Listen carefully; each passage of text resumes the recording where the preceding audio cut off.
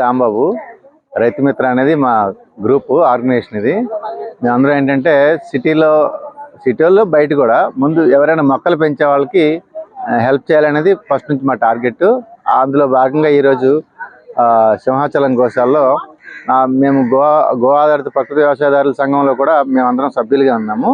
అది ప్లస్ రైతు మిత్ర మేమిద్దరం కలిపి ఈరోజు ఈ కార్యక్రమం చేయడం జరిగింది.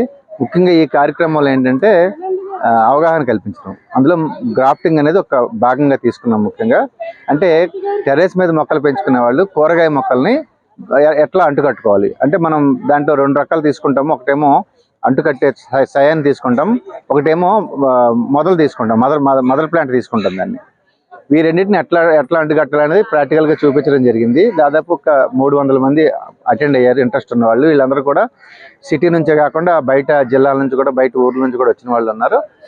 దాంతోపాటు ముఖ్య ఉద్దేశం ఏంటంటే అంటే ఇలాంటి కార్యక్రమాలు జరుగుతాయని ఒకటి, ఇలాంటి నాలెడ్జ్ ఇక్కడ ఉంది, మీరు ఎప్పుడైనా కావాలంటే దీన్ని యూటిలైజ్ చేసుకోవడానికి మేము పనికొస్తామనే విషయాన్ని పాస్ ఆన్ చేయడానికి ఈ కార్యక్రమం ముఖ్య ఉద్దేశం. అలాగే వాళ్ళకి కావాల్సి వచ్చిన డౌట్స్ కానీ, అలాగే వాళ్ళ టెర్రస్ గార్డెన్లో వాళ్ళు ఎదుర్కొంటున్న సమస్యల మీద పరిష్కారాలకు సంబంధించి క్వశ్చన్ అండ్ ఆన్సర్స్ కార్యక్రమం కూడా మనం చేయడం జరిగింది.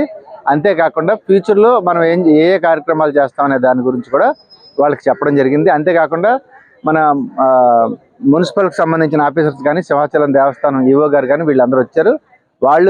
వాళ్ళు మనం కలిసి భవిష్యత్తులో మంచి కార్యక్రమాలు చేయాలనే ఉద్దేశంతో అంతా డిస్కస్ చేయడం జరిగింది. ఇది అయిన తర్వాత వాళ్ళందరికీ బస్సులో తీసుకెళ్లి దేవస్థానం వాళ్ళే మనకు గార్డెన్ విజిట్ చూపిస్తారు.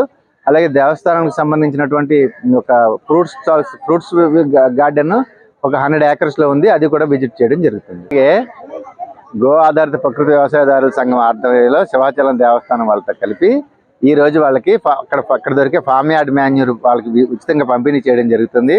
అలాగే కవ్యూరిని కూడా ఇవ్వడం జరుగుతుంది. అంతేకాకుండా గో ఆధారిత ప్రకృతి వ్యవసాయదారుల సంఘం తరఫున విత్తనాలు, అలాగే మొక్కలు అంటే నర్సరీ ప్లాంట్స్, కూరగాయలకు సంబంధించినవి, అలాగే వేరే మొక్కలు కూడా వాళ్ళకి ఫ్రీగా ఇవ్వడం జరిగింది. అలాగే దేశవాళీ విత్తనాలను డిస్ట్రిబ్యూట్ చేయడం జరిగింది. వాళ్ళకి భవిష్యత్తులో మేము ఎలాగ వీటన్నిటిని అందించబోతున్నామో ఆ సమాచారం కూడా ఇవ్వడం జరిగింది.